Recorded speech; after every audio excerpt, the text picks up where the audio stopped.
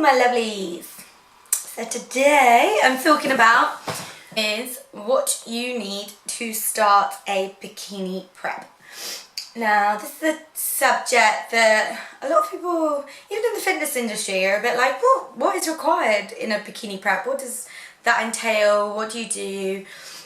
And so I thought it'd be like quite an interesting topic to talk about it basically. And if anyone was kind of asking me, oh, like I want to do a bikini show, what do I need? Like where's my starting point? So the first one I'm going to talk about is motivation. So if somebody said to me, I want to do a bikini prep, I would say, why? What do you want out of it? And my answer when I first started would have been, I want to look like those girls that you see on stage. I want to look like that. That's the body type I want. And I would suggest that if you're solely motivated by just that body and nothing else, like you kind of want to lose, I don't know, a stone, and you think that doing something like that will get you there, that is not a good motivation to have. You've got to want it's going to take over your life for the next like few months at least. You've got to want it for something other than just the aesthetic reasons. There's got to be something inside you that makes you really want to do something like this, because just looking a certain way isn't, I don't think is going to be enough. Like I wanted to do it because I wanted to push myself and it was something I desperately wanted to do.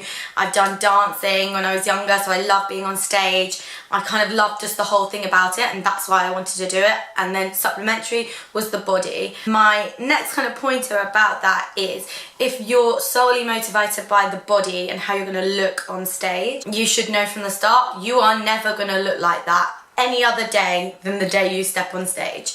You work so hard up until that point to look that amazing condition on stage, but unless you're going to carry on working like that for the rest of your life, you're not going to look like that for the rest of your life. And even then you still might not do, because your body will get used to that kind of training and stuff, and so it's going to naturally gain a little bit more body fat. Stage levels of body fat that you see are not normal. They're not healthy amounts of body fat to have, and your body wants to have a slightly more healthy amount of body fat to function properly. So you have to bear in mind that if your goal is to kind of look like bikini competitors, you have to know that they only look like that on that day. They don't look like that all year round. So that's my other kind of thing about, like, if your motivation is for the body, it's not just that. It needs to be other things, like challenging yourself, or wanting to have some sort of, having a goal, wanting to push yourself to the limits, wanting to challenge your confidence issues, wanting to prove to other people that you can do something, anything like that. But I feel like it's got to be something else other than just be motivated because I want to lose a stone or something like that. So that's my first one, it's motivation. And that kind of leads me on to the next kind of thing that I think is really important for a bikini prep personally. I don't know if everyone would agree with me on this one, but you need a coach.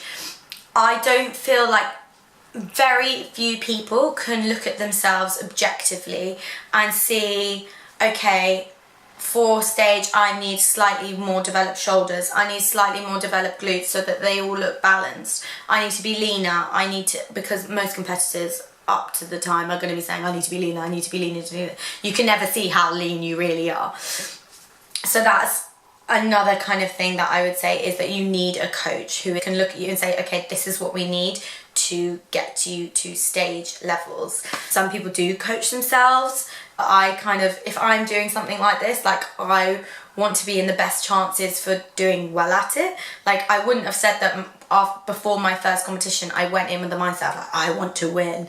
But you know, if I'm going to do something like this, like I want to do well, so I would rather have the guidance of someone who knows exactly how to do that and get me to that, than kind of research myself and just kind of guess here, there and everywhere myself. Even now I can coach other people because I've done so many shows and I know what's required. I still have a coach. I need someone to tell me what to do. I would say another little word on coaches is research your coach. Like a coach could they probably don't realise that they have this capability, but they can ruin your life. If they slash your calories, they up your cardio and just make you eat a chicken and green veg for like the next 12 weeks, yeah, okay, you're going to lean down and you might look good on stage. But they could ruin your life. They could get you some really serious disordered eating, body dysmorphia issues. Coaches out there are doing really quite dangerous things. So I would just research your coach.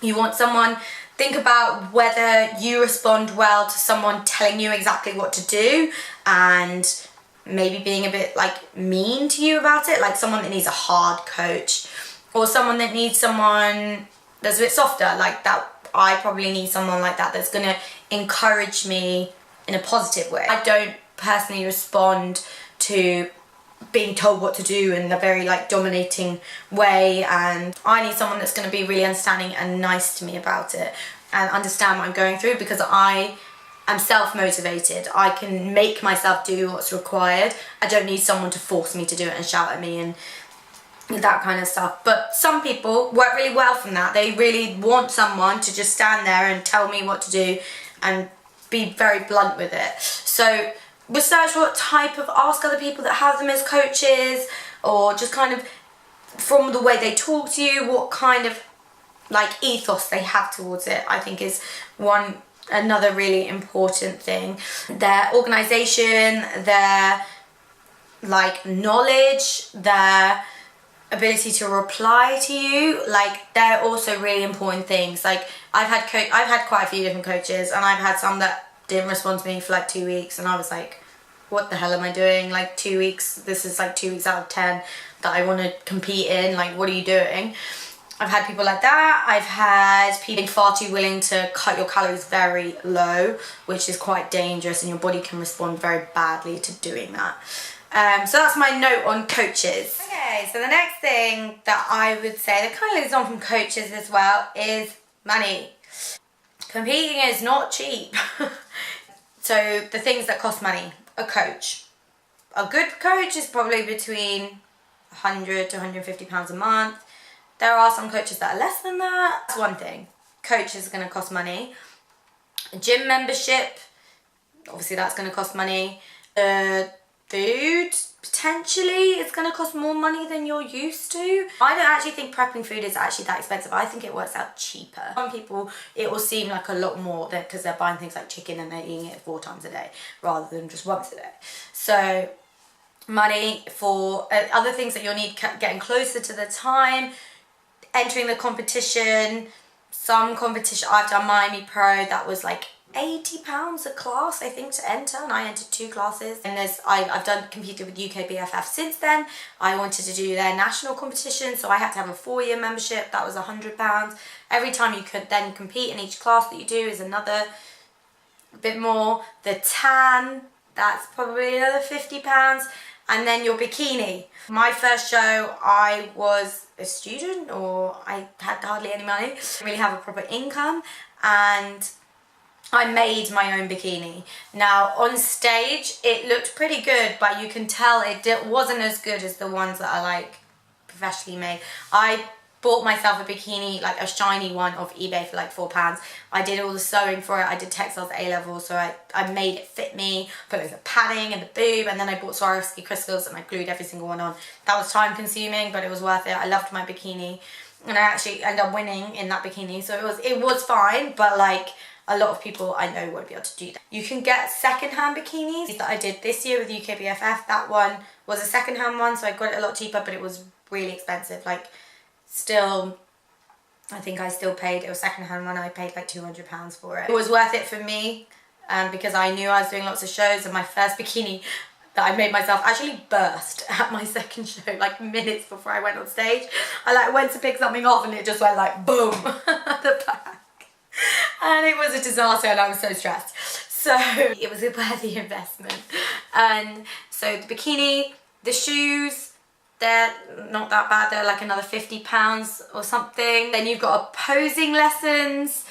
I mean, posing lessons are so important, because no matter how good you are at dancing or anything like that, if you look at someone on stage and then you try and copy it and practice that a few times, and then you get on stage and do it, the judges can see that straight away. Everyone can see straight away. They have no idea what they're doing.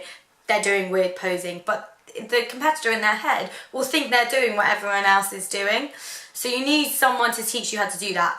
I would say on average, whoever's going to teach you how to do that, they're going to charge it between £40 and £50 less. They might even do more than that, unless your kind of coach teaches you how to do posing as well. But one-on-one lessons, I would say, are really, really important. Hair and makeup. Most girls will get their hair and makeup done professionally. I never have, because again, I don't really have the money. I've not had the money to spend on it, and I can do my own hair and makeup pretty well. I actually would probably get a bit tense over someone doing it for me. I actually went another step further, and in my last 4 shows I did my own tan, because it was 50 quid every time from the professional tanners, and I kind of thought I could do it myself just as well. Again, if you live far away from the venue, you were going to have to buy a hotel the night before. You're going to have to pay for transport to get there.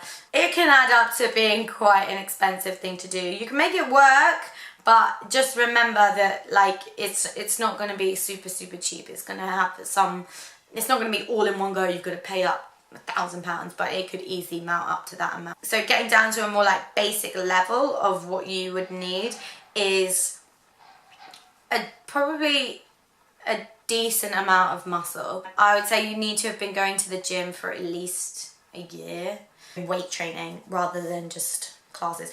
There might be some people that are genetically just look great, and they're quite muscly and toned anyway, and they've got like that from not doing that much, so they just need to kind of lean down and they're gonna look really, really good on stage. But most females probably don't look like that. I've been weight training for 4 years before I started my first bikini prep, and I still didn't really have a very good level of muscle. When I leaned down, I looked like a stick insect. I didn't really have anything underneath. So if you are going into something like this, you need a decent level of muscle. It would make it a lot easier for you if you had a decent level of some definition already and some strength. Another thing that you would need is some knowledge of nutrition. Some coaches out there that use just kind of approach where they say, okay, you're going to have chicken and broccoli, and that's what you're going to eat for the next 12 weeks. And yeah, that means you're going to lean down because you'll be in a calorie deficit. But there are most coaches out there now how many calories that you need to gain muscle, and they'll work out on the other end of it, if you're just starting to lean down for your show, they'll work out how many calories that they think you're going to need to start leaning down and losing some body fat. They'll probably give you a protein goal, a carb goal, and a fat goal. Some of them might as well give you a meal plan to follow, but I would suggest that a knowledge of nutrition would be really important. If you have no idea what protein, carbs, and fats are, you might be in for quite a shock when you start. It might be really far away from what you're used to. If you have a knowledge of what yourself maintain on and gain on and lose on, but I mean, that can be something that can be figured out pretty quickly at the start. So just a basic knowledge of nutrition and a healthy diet, I guess, already be beneficial to you. That is probably my main bit that I need to start bikini prep. I'm probably going to think of loads of other things that I could give, but that's the main ones I can think of at the moment. If you have any more questions on doing a bikini prep, literally message me. I have people messaging me about it all the time. If you need posing, I do posing in London. If you need a prep coach, an online coach, I do that too. I want to help other people. I want to avoid people. I feel like I've been through everything that could be wrong with the prep and everything that can be good with the prep. I have done both. So I feel like I do know a lot about it. So if you want any more info, please don't hesitate to message me. Instagram, YouTube, email, anything, I'm fine. My next video is going to be on... What is it going to be on? Oh, I have recently become affiliated with a company called Fresh Fitness Food, which is a meal prep company, and they gave me some food to try, so I'm doing my next YouTube video. It's going to be on a little review on that and me eating it, which will be nice. Oh my god, I got the worst pins and needles in my foot. If I literally got up and started walking, I'd be I'd just fall down. My foot is gone completely numb. But anyway, Please like and subscribe and share and do all your things on my video. Enjoyed to hear about all of my wisdom, and I will see you in the next video.